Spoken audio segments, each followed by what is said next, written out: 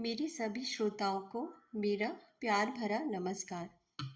आज मैं आपके लिए लाई हूँ हिंदी के महान साहित्यकार प्रेमचंद जी की लिखी हुई एक कहानी जिसका शीर्षक है रानी सारंधा। प्रेमचंद जी की रचनाओं का काल रहा है 1906 से 1936 तक। तो प्रस्तुत है कहानी रानी सारंधा। अंधेरी रात के सन्नाटे में धसान नदी चट्टानों से टकराती हुई ऐसी सुहावनी मालूम होती थी जैसे घुमर घुमर करती हुई चक्कियां। नदी के दाहिने तट पर एक टीला है।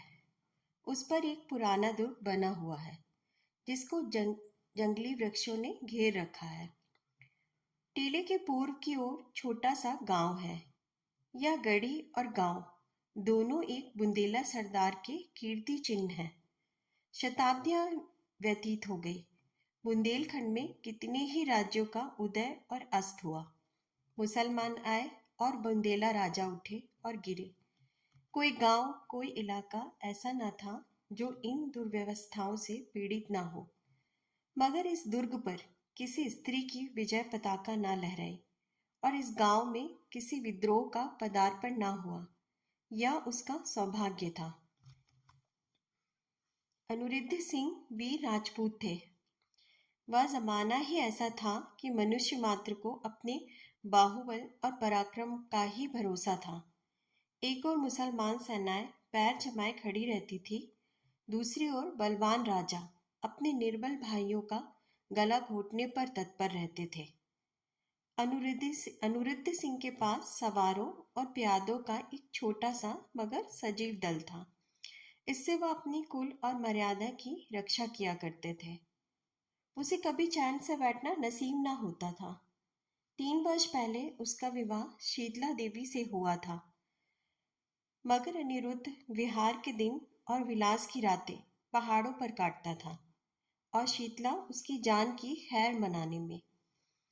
वह कितनी बार पति से अनुरोध कर चुकी थी, कितनी बार उसके पैरों पर गिरकर रोई थी कि तुम मेरी आंखों से दूर ना हो, मुझे हरिद्वार ले चलो, मुझे तुम्हारे साथ वनवास प्रिय है। यह वियोग अब नहीं सहा जाता। उसने प्यार से कहा, जिद से कहा, विनय की, मगर अनिरुद्ध बुंदेला था। शीतला अपने किसी हथियार से उसे परास्त न कर सकी। अंधेरी रात थी। सारी दुनिया सोती थी, तारे आकाश में जागते थे। शीतला देवी पलंग पर पड़ी करवटें बदल रही थी और उसकी ननद सारंधा फर्श पर बैठी मधुर स्वर से कोई गीत गा रही थी। शीतला ने कहा, जी न जलाओ, क्या तुम्हें भी नींद नहीं आती? सारंधा, तुम्हें लोरी सुना रही हूँ। शीतला, मेरी आंखों से तो नींद लोप हो गई। सारंधा, किसी को ढूंढने गई होगी। इतने में द्वार खुला और एक गड्ढे हुए बदन के रूपवान पुरुष ने भीतर प्रवेश किया। वह अनिरुद्ध था। उसके कपड़े भीगे हुए थे और बदन पर कोई हथियार न था। शीतला चारपाई से उतरकर जमीन पर बैठ गई। सारंधा ने पूछा, भैया ये कपड़े भीगे क्यों हैं? अनिरुद्ध, नदी तैरकर आया हूं। सारंधा, हथियार क्या हुए? अनिरुद्ध, छिन गए। सारंधा, और साथ के आदमी? अनिरुद्ध, सबने वीरगति पाई। शीतला ने दबी जबान से कहा, ईश्वर ने ही कुशल किया। मगर सारंधा के तेवरों पर बल पड़ गए और मुखमंडल गर्व से सतेज हो गया। बोली, भैया तुमने कुल की मर्यादा खो दी। ऐसा कभी ना हुआ था। सारंधा भाई पर जान देती थी। उसके मुंह से यह धिक्कार सुनकर अनिरुद्ध लज्जा और खेद से विकल हो गया। वह वीरांगनी जिसे क्षण भर के लिए अनुराग ने दबा लिया था, फिर ज्वलंत हो उठी। वह उल्टे पांव लौटा और यह कहकर बाहर चला गया कि सारंधा, तुमने मुझे सदैव के लिए सचेत कर दिया। यह बात मुझे कभी न भूलेगी। अंधेरी रात थी। आकाश मंडल में तारों का प्रकाश बहुत धुंधला था। अनिरुद्ध किले से बाहर निकला। पल भर में नदी के उस पार जा पहुंचा और फिर अंधकार में लुप्त हो गया। शीतला उसके पीछे पीछे किले की दीवारों तक आई, मगर जब अनिरुद्ध छलांग मारकर बाहर कूद पड़ा तो वह विरहणी चट्टान पर बैठकर रोने लगी। इतने में सारांधा भी वहां आ पहुंची। शीतला ने नागिन की तरह बल खाकर कहा, मर्यादा इतनी प्यारी है? सारांधा, हाँ। शीतला, अपना पति होता तो हृदय में छिपा लेती। सारांधा, न, छाती में छुरा चुभा देती। शीतला ने ऐठ कर कहा, चोले में छिपाती फिरोगी, मेरी बात गिरह में बांध लो।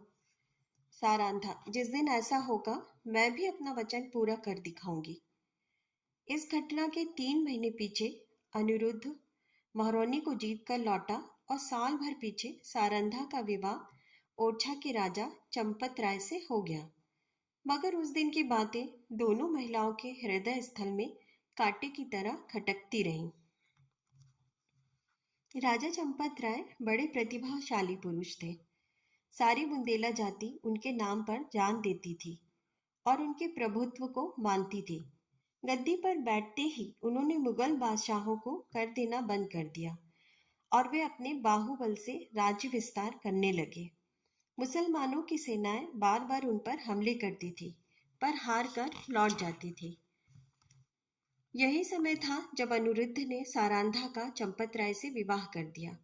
सारांधा ने मुंह मांगी मुराद पाई। उसकी यह अभिलाषा कि मेरा पति बुंदेला जाति का कुल तिलक हो पूरी हुई। यद्यपि राजा के रानीवास में 5 रानियां थीं, मगर उन्हें शीघ्र ही मालूम हो गया कि वह देवी जो हृदय में मेरी पूजा करती है सारांधा है। परंतु कुछ ऐसी घटनाएं हुई कि चंपत राय को मुगल बादशाह का आश्रित होना पड़ा। वे अपना राज्य अपने भाई पहाड़ सिंह को सौंपकर दिल्ली चले गए। यह शाहजहां के शासनकाल का अंतिम भाग था। शहजादा दारा शिकोह राजकीय कार्यों को संभालते थे। युवराज की आंखों में शील था और चित्त में उदार था। उन्होंने चंपत राय की वीरता की कथाएं सुनी थी, इसलिए उनका बहुत आदर सम्मान किया और कालपी की बहुमूल्य जागीर उनको भेंट की, जिसकी आमदनी 9 लाख थी। यह पहला अवसर था कि चंपत राय को आए दिन के लड़ाई झगड़े से निवृत्ति मिली और उसके साथ ही भोग विलास का प्राबल्य हुआ। रात दिन आमोद प्रमोद की चर्चा रहने लगी।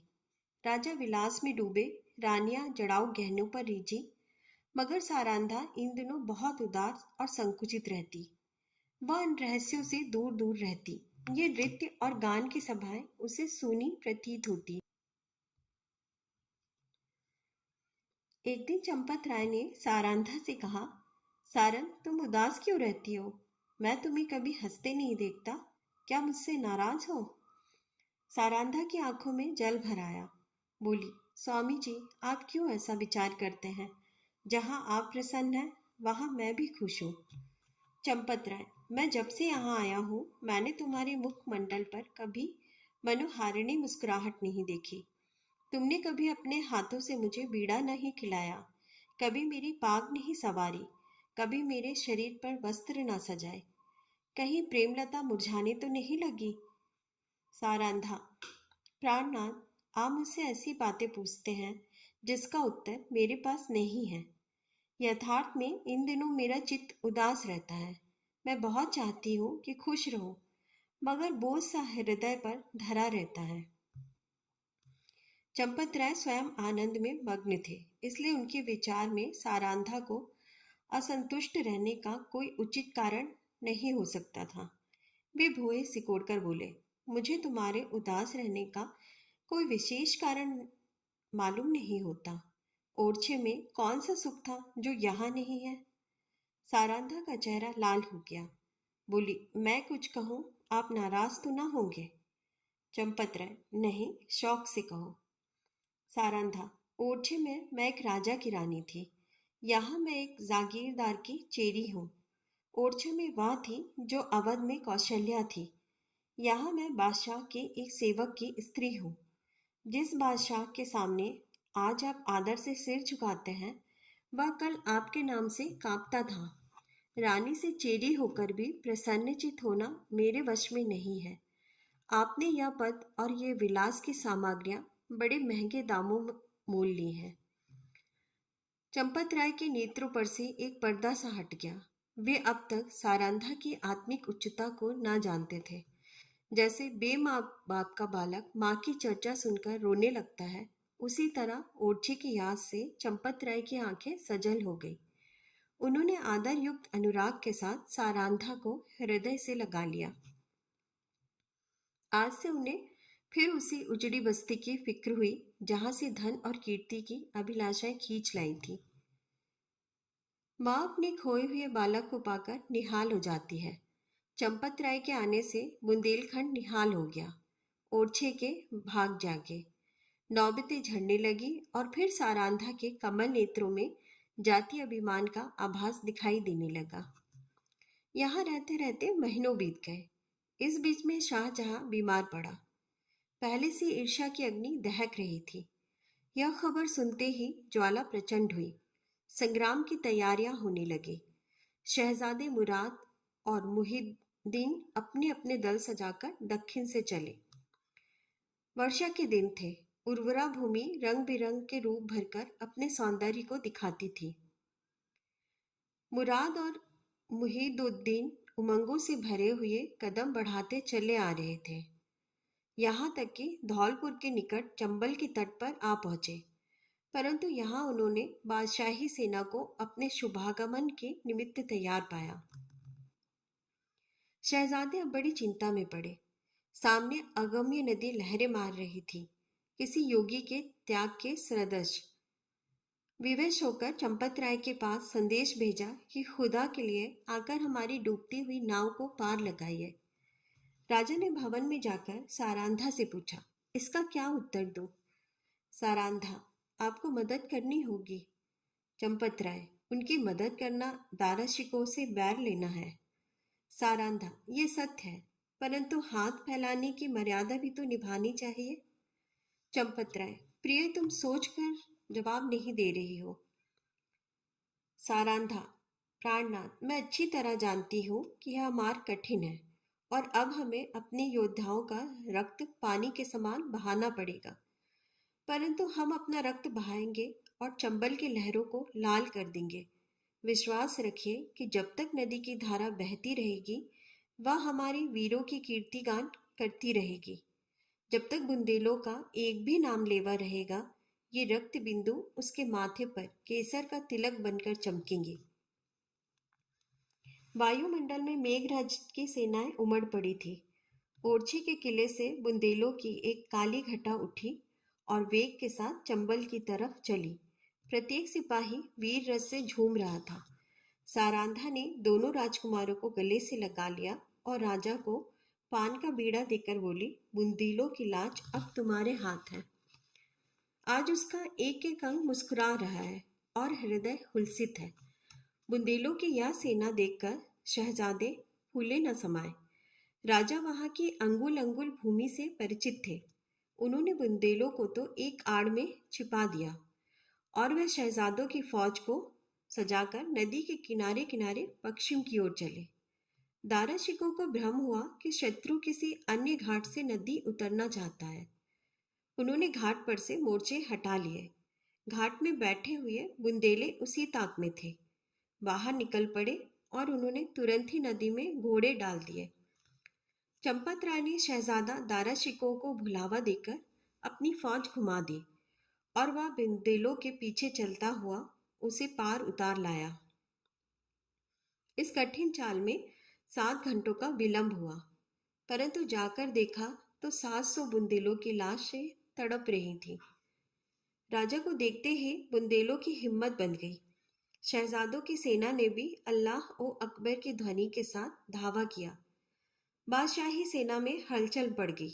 उनकी पंक्तियां छिन्न भिन्न हो गई। हाथों हाथ लड़ाई होने लगी। यहाँ तक कि शाम रणभूमि रुधिर से लाल हो गई और आकाश में अंधेरा हो गया। घमासान की मार हो रही थी। बादशाही सेना शहजादों को दबाए आती थी। अकस्मात पश्चिम से फिर बुंदेलों की एक लहर उठी और इस वेग से बादशाही सेना की पुष्ट पर टकराई कि उसके कदम उखड़ गए। जीता हुआ मैदान हाथ से निकल गया। लोगों को कुतूहल था कि यह देवी सहायता कहाँ से आ गई। सरल स्वभाव के लोगों की धारणा थी कि यह फतह के फरिश्ते हैं, शहजादों की मदद के लिए आए हैं। परंतु जब राजा चंपत राय निकट गए तो सारंधा ने घोड़े से उतरकर उनके पैरों पर सिर झुका दिया। राजा को असीम आनंद हुआ। यह सारंधा थी। समरभूमि का दृश्य इस समय अत्यंत दुखमय था। थोड़ी देर पहले जहां सजे हुए वीरों के दल थे, वहां अब बेजान लाशें तड़प रही थी। मनुष्य ने अपने स्वार्थ के लिए अनादिकाल से ही भाइयों की हत्या की है। अब विजयी सेना लूट पर टूट पड़ी। पहले मर्द मर्दों से लड़ते थे। यह वीरता और पराक्रम का चित्र था। यह नीचता और दुर्बलता की ग्लानिप्रद तस्वीर थी। उस समय मनुष्य पशु बना हुआ था, अब वह पशु से भी बढ़ गया था। इस नोच खसोट में लोगों को बादशाही सेना के सेनापति वली बहादुर खां की लाश दिखाई दी। उसके निकट उसका घोड़ा खड़ा हुआ अपनी दुम से मक्खियां उड़ा रहा था। राजा को घोड़ों का शौक था। देखते ही वह उस पर मोहित हो गया। यह इराकी जाति का अति सुंदर घोड़ा था, एक एक अंग सांचे में ढला हुआ। सिंह की सी छाती, चीते की सी कमर। उसका यह प्रेम और सौम्य भक्ति देखकर लोगों को बड़ा कुतूहल हुआ। राजा ने हुक्म दिया, खबरदार, इस प्रेमी पर कोई हथियार न चलाए। इसे जीता पकड़ लो, यह मेरे अस्तबल की शोभा बढ़ाएगा। जो इसे मेरे पास ले आएगा उसे धन से निहाल कर दूंगा। योद्धागढ़ चारों ओर से लपके, परंतु किसी को साहस न होता था कि उसके निकट जा सके। कोई चुमकार रहा था, कोई फंदे में फंसाने की फिक्र में था, पर कोई उपाय सफल ना होता था। वहां सिपाहियों का मेला सा लगा हुआ था। तब सारंधा अपनी खेमे से निकली और निर्भय होकर घोड़े के पास चली गई। उसकी आंखों में प्रेम का प्रकाश था, छल का नहीं। घोड़े ने सिर झुका दिया। रानी ने उसकी गर्दन पर हाथ रखा और वह उसकी पीठ सहलाने लगी। घोड़े ने उसके अंचल में मुंह छिपा लिया। रानी उसकी रास पकड़कर खेमे की ओर चली। घोड़ा इस तरह चुपचाप उसके पीछे चला, मानो सदैव से उसका सेवक है। पर बहुत अच्छा होता कि घोड़े ने सारंधा से भी निष्ठुरता की होती। यह सुंदर घोड़ा आगे चलकर इस राज परिवार के निमित्त स्वर्ण जटित मृग साबित हुआ। संसार एक रण क्षेत्र है। इस मैदान में उसी सेनापति को विजय लाभ होता है जो अवसर को पहचानता है। वह अवसर पर जितने उत्साह से आगे बढ़ता है, उतनी ही उत्साह से आपत्ति के समय पीछे हट जाता है। वह वीर पुरुष राष्ट्र का निर्माता होता है और इतिहास उसके नाम पर यश के फूलों की वर्षा करता है। पर इस मैदान में कभी कभी ऐसे सिपाही भी जाते हैं जो अवसर पर कदम बढ़ाना जानते हैं, लेकिन संकट में पीछे हटना नहीं जानते। ये रणवीर पुरुष विजय को नीति की भेंट कर देते हैं। वे अपनी सेना का नाम मिटा देंगे, किंतु जहां एक बार पहुंच गए हैं वहां से कदम पीछे ना हटाएंगे। उनमें कोई विरला ही संसार क्षेत्र में विजय प्राप्त करता है, किंतु प्रायः उसकी हार विजय से भी अधिक गौरवात्मक होती है। अगर अनुभवशील सेनापति राष्ट्रों की नींव डालता है, तो आन पर जान देने वाला, मुंह ना मोड़ने वाला सिपाही राष्ट्र के भावों को उच्च करता है और उसके हृदय पर नैतिक गौरव को अंकित कर देता है।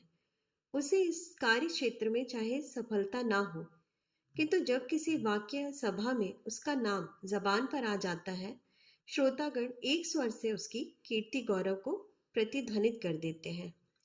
सारंधा आन पर जान देने वालों में थी।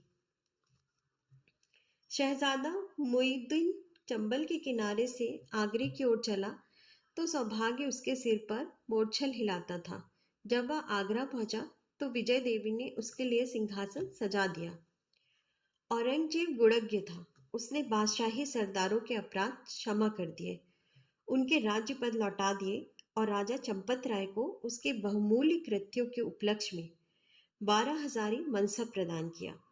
ओरछा से बनारस और बनारस से जमुना तक उसकी जागीर नियत की गई। बुंदेला राजा फिर राज सेवक बना। वह फिर सुख विलास में डूबा और रानी सारंधा फिर पराधीनता के शोक से घुलने लगी। वली बहादुर खां बड़ा वाक्य चतुर मनुष्य था। उसकी मृदुता ने शीघ्र ही उसे बादशाह आलमगीर का विश्वास पात्र बना दिया। उस पर राजसभा में सम्मान की दृष्टि पड़ने लगी। खां साहब के मन में अपने घोड़े के हाथ से निकल जाने का बड़ा शौक था। एक दिन कुंवर छत्रसाल उसी घोड़े पर सवार होकर सैर को गया था। वह खां साहब के महल की तरफ जा निकला। वली बहादुर ऐसे ही अवसर की ताक में था। उसने तुरंत अपने सेवकों को इशारा किया। राजकुमार अकेला क्या करता? पाव पाव घर आया और उसने सारंधा से जब समाचार बयान किया, रानी का चेहरा तमतमा गया। बोली, मुझे इसका शोक नहीं कि घोड़ा हाथ से गया, शोक इसका है कि तू उसे खोकर जीता क्यों लौटा। क्या तेरे शरीर में बुंदोलों का रक्त नहीं है? घोड़ा ना मिलता ना सही, किंतु तुझे दिखा देना चाहिए था कि एक बुंदेला बालक से उसका घोड़ा छीन लेना हंसी नहीं है। यह कहकर उसने अपने 25 योद्धाओं को तैयार होने की आज्ञा दी। स्वयं अस्त्र धारण किए और योद्धाओं के साथ वली बहादुर खां के निवास स्थान पर जा पहुंची। खां साहब उसी घोड़े पर सवार होकर दरबार चले गए थे। सारंधा दरबार की तरफ चली और एक क्षण में किसी वेगवती नदी के सदृश बादशाही दरबार के सामने जा पहुंची। यह कैफियत देखते ही दरबार में हलचल मच गई। अधिकारी वर्ग इधर उधर से आकर जमा हो गए। आलमगीर भी सहन में निकल आए। लोग अपनी अपनी तलवारें संभालने लगे और चारों तरफ शोर मच गया। कितने ही नेत्रों ने इसी दरबार में अमर सिंह की तलवार की चमक देखी थी। उन्हें वही घटना फिर याद आ गई। सारंधा ने उच्च स्वर से कहा, खां साहब, बड़ी लज्जा की बात है। आपने वही वीरता जो चंबल के तट पर दिखानी चाहिए थी, आज एक अबोध बालक के सम्मुख दिखाई है। क्या यह उचित था कि आप उससे घोड़ा छीन लेते? वली बहादुर खां की आंखों में अग्नि ज्वाला निकल रही थी।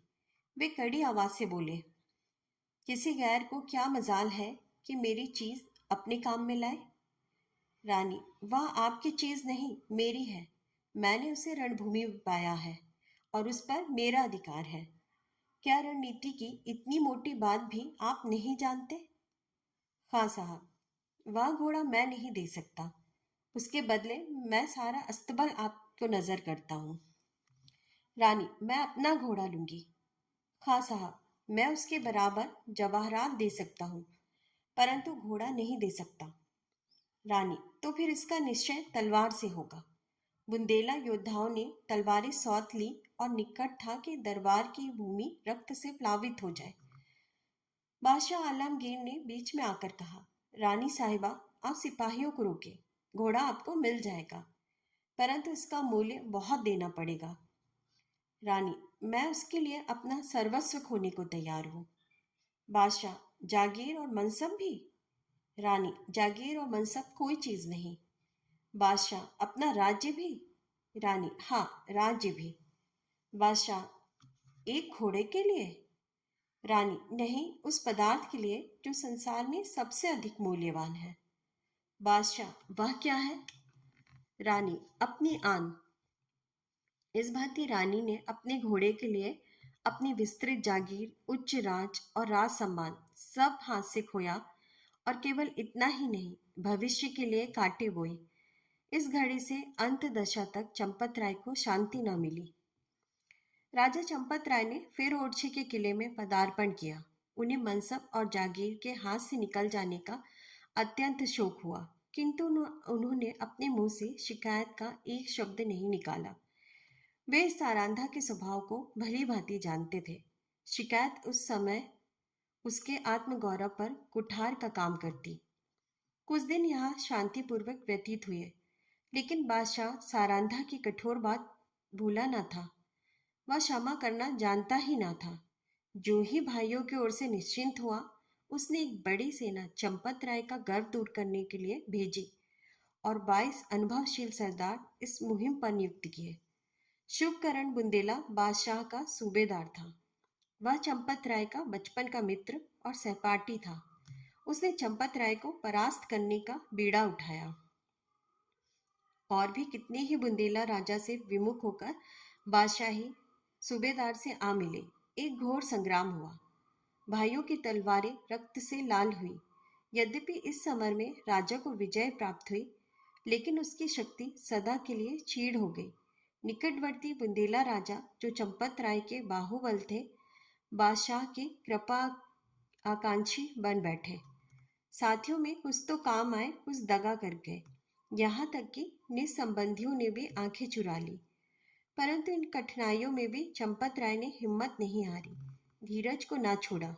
उन्होंने ओरछा छोड़ दिया और वे 3 वर्ष तक बुंदेलखंड के सघन पर्वतों पर छिपे फिरते रहे।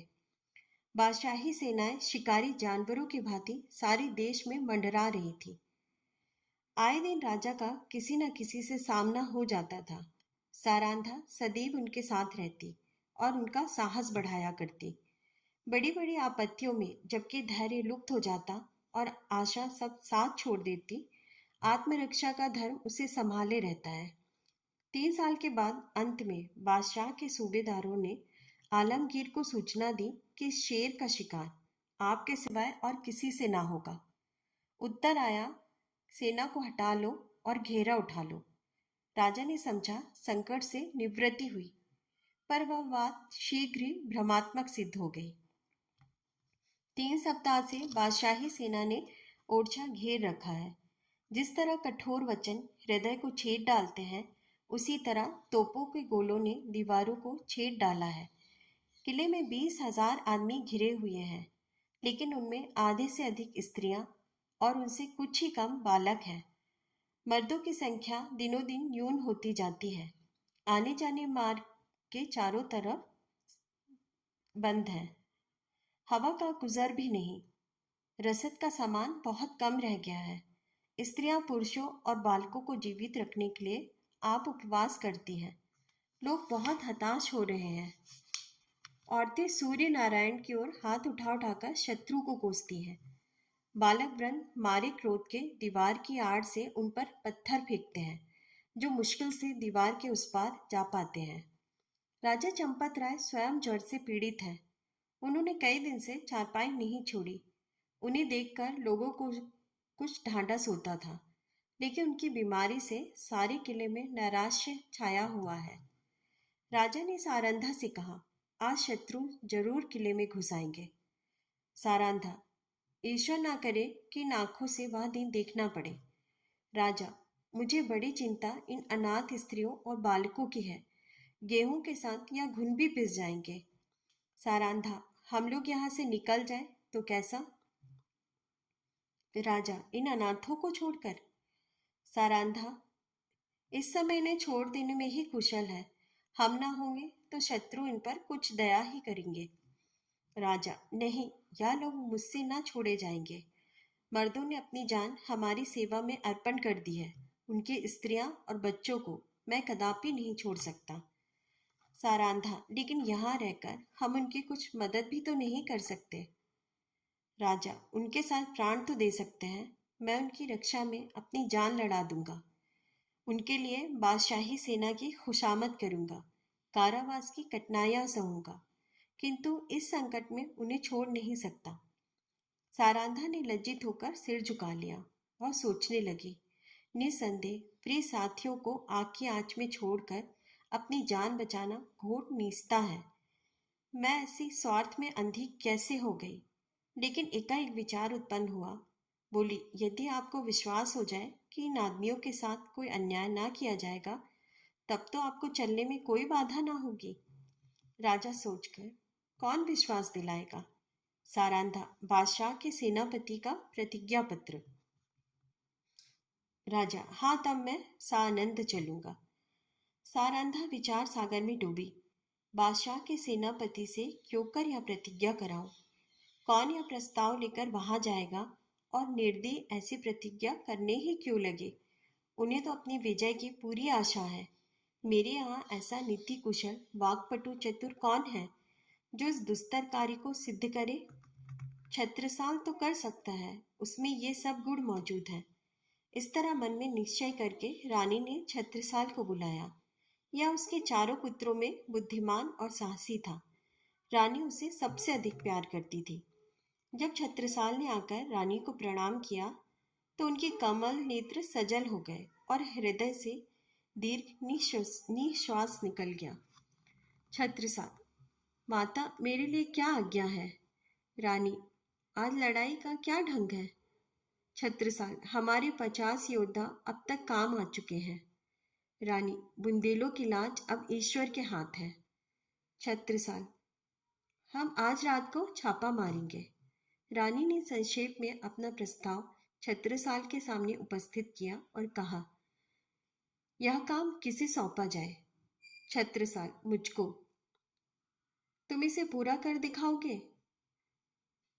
हाँ, मुझे पूर्ण विश्वास है। अच्छा जाओ, परमात्मा तुम्हारा मनोरथ पूरा करे।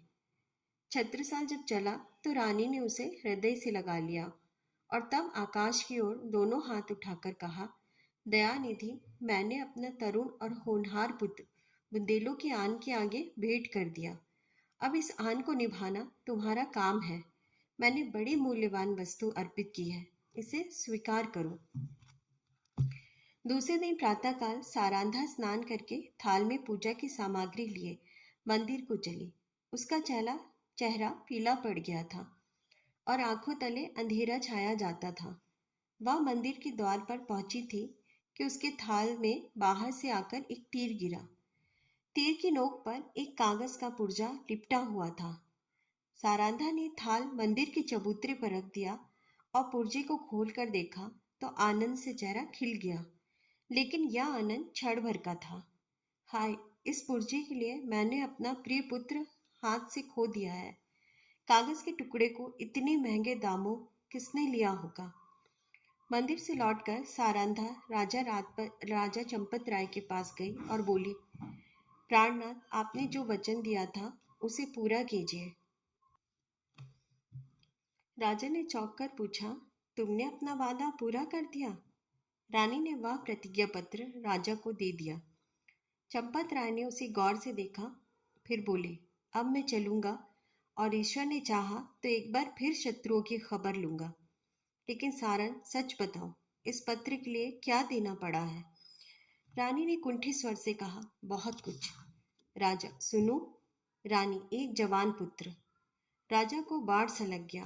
पूछा, कौन? अंगद राय? रानी, नहीं। राजा, रतन सा? रानी, नहीं। राजा, छत्रसाल? रानी, हाँ। जैसे कोई पक्षी गोली खाकर परों को फड़फड़ाता है और तब बेदम होकर गिर पड़ता है, उसी भांति चंपत राय पलंग से उछले और फिर अचेत होकर गिर पड़े। छत्रसाल उनका परम प्रिय पुत्र था। उनके भविष्य की सारी कामनाएं उसी पर अवलंबित थी। जब चेत हुआ तब बोले, सारन, तुमने बुरा किया। अंधेरी रात थी। रानी सारंधा घोड़े पर सवार चंपत राय को पालकी में बैठाए किले के गुप्त मार्ग से निकली जाती थी। आज से बहुत काल पहले एक दिन ऐसी ही अंधेरी दुखमयी रात्रि थी। तब सारंधा ने शीतला देवी को कुछ कठोर वचन कहे थे। शीतला देवी ने उस समय जो भविष्यवाणी की थी वह आज पूरी हुई। क्या सारंधा ने उसको जो उत्तर दिया था वह भी पूरा होकर रहेगा? मध्याह्न का समय था। सूर्य नारायण सिर पर आकर अग्नि की वर्षा कर रहे थे। शरीर को झुलसाने वाली प्रचंड प्रखर वायु वन और पर्वत में आग लगाती फिरती थी। ऐसा विदित होता था मानो अग्निदेव की समस्त सेना गरजती हुई चली आ रही है। गगन मंडल इस भय से कांप रहा था। रानी सारंधा घोड़े पर सवार चंपत राय को लिए पश्चिम की तरफ चली जाती थी। ओरछा 10 कोस पीछे छूट चुका था और प्रतिक्षण यह अनुमान स्थिर होता जाता था कि अब हम भय के क्षेत्र से बाहर निकल आए। राजा पालकी में अचेत पड़े हुए थे और कहार पसीने में सराबोर थे। पालकी के पीछे 5 सवार घोड़ा चले आते थे। प्यास के मारे सबका बुरा हाल था। तालू सूखा जाता था। किसी वृक्ष की छांव और कुएं की तलाश में आंखें चारों ओर दौड़ रही थी। अचानक सारंधा ने पीछे की तरफ फिर कर देखा तो उसे सवारों का एक दल आता हुआ दिखाई दिया। उसका माथा ठनका कि अब कुशल नहीं है, यह लोग अवश्य हमारे शत्रु हैं। फिर विचार हुआ कि शायद मेरे राजकुमार अपने आदमियों को लिए हमारी सहायता को आ रहे हैं। नैराश्य में भी आशा साथ नहीं छोड़ती। कई मिनट तक वह इसी आशा और भय की अवस्था में रही, यहाँ तक कि वह दल निकट आ गया और सिपाहियों के वस्त्र साफ नजर आने लगे। रानी ने एक ठंडी सांस ली। उसका शरीर तृणवत कांपने लगा। या बादशाही सेना के लोग थे। सारांधा ने कहारों से कहा, डोली रोक लो। बुंदेला सिपाहियों ने भी तलवारें खींच ली। राजा की अवस्था बहुत शोचनीय थी, किंतु जैसे दबी हुई आग हवा लगते ही प्रदीप्त हो जाती है, उसी प्रकार इस संकट का ज्ञान होते ही उनके जर्जर शरीर में वीरात्मा चमक उठी। वे पालकी का पर्दा उठाकर बाहर निकल आए। धनुष बाण हाथ में ले लिया, किंतु वह धनुष जो उनके हाथ में इंद्र का वज्र बन जाता था, इस समय जरा भी ना झुका। सिर में चक्कर आया, पैर थर्राए और वे धरती पर गिर पड़े। भावी अमंगल की सूचना मिल गई। इस पंख रहित पक्षी के सदृश जो सांप को अपनी तरफ आते देखकर ऊपर को उचकता और फिर गिर पड़ता है। राजा चंपत राय फिर संभल उठे और फिर गिर पड़े। सारांधा ने उन्हें संभाल कर बैठाया और रोक कर बोलने की चेष्टा की, परंतु मुंह से केवल इतना निकला, प्राणनाथ। इसके आगे मुंह से एक शब्द भी ना निकल सका। आन पर मरने वाली सारांधा इस समय साधारण स्त्रियों की भांति शक्तिहीन हो गई, लेकिन एक अंश तक यह निर्बलता स्त्री जाति की शोभा है। चंपत राय बोले, सारन देखो, हमारा एक वीर जमीन पर गिरा। शोक जिस आपत्ति से आजीवन डरता रहा, उसने इस अंतिम समय में आ घेरा। मेरी आंखों के सामने शत्रु तुम्हारे कोमल शरीर में हाथ लगाएंगे और मैं जगह से हिल भी न सकूंगा। हाय मृत्यु, तू कब आएगी? क्या कहते कहते उन्हें एक विचार आया। तलवार की तरफ हाथ बढ़ाया, मगर हाथों में दम न था। तब सारांधा से बोले, प्रिय, तुमने कितने ही अवसरों पर मेरी आन निभाई है। इतना सुनते ही सारांधा के मुरझाए हुए मुख पर लाली दौड़ गई। आंसू सूख गए कि इस आशा में कि मैं पति के कुछ काम आ सकती हूँ, उसके हृदय में बल का संचार कर दिया।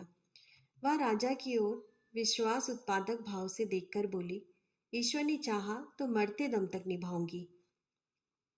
रानी ने समझा, राजा मुझे प्राण देने का संकेत कर रहे हैं। चंपत राय, तुमने मेरी बात कभी नहीं टाली। सारांधा, मरते दम तक न टालूंगी। राजा, यह मेरी अंतिम याचना है, इसे अस्वीकार न करना। सारांधा ने तलवार को निकालकर अपने वक्ष स्थल पर रख लिया और कहा, यह आपकी आज्ञा नहीं है। मेरी हार्दिक अभिलाषा है कि मरूं तो यह मस्तक आपके पद कमलों पर हो। चंपत राय, तुमने मेरा मतलब नहीं समझा। क्या तुम मुझे इसलिए शत्रुओं के हाथ में छोड़ जाओगी कि मैं बेड़ियां पहने हुए दिल्ली की गलियों में निंदा का पात्र बनूं? रानी ने जिज्ञासा की दृष्टि से राजा की ओर देखा। वह उनका मतलब न समझी। राजा, मैं तुमसे एक वरदान मांगता हूँ। रानी, सहर्ष मांगिए। राजा, यह मेरी अंतिम प्रार्थना है, जो कुछ कहूंगा करोगी? रानी, सिर के बल करूंगी। राजा, देखो, तुमने वचन दिया है, इनकार न करना। रानी कांपकर, आपके कहने की देर है। राजा, अपनी तलवार मेरी छाती में चुभा दो।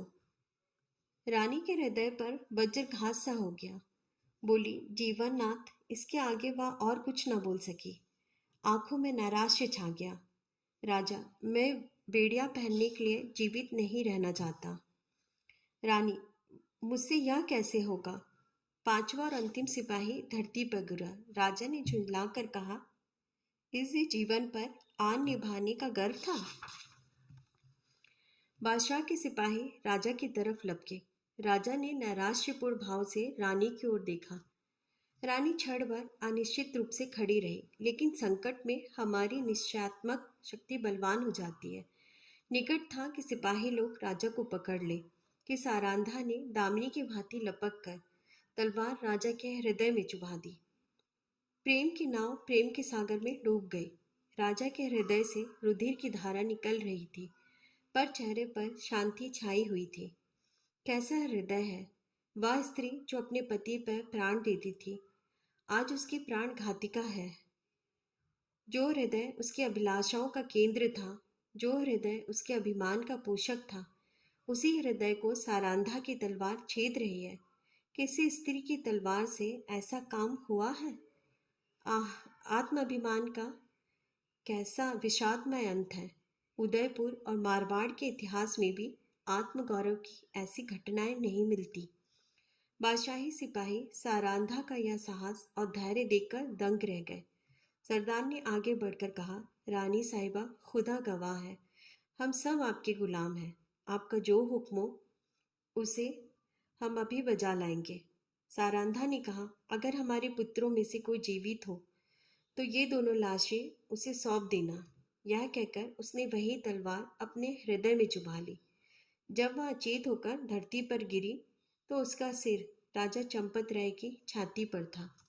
आप सबका कहानी सुनने के लिए बहुत बहुत धन्यवाद।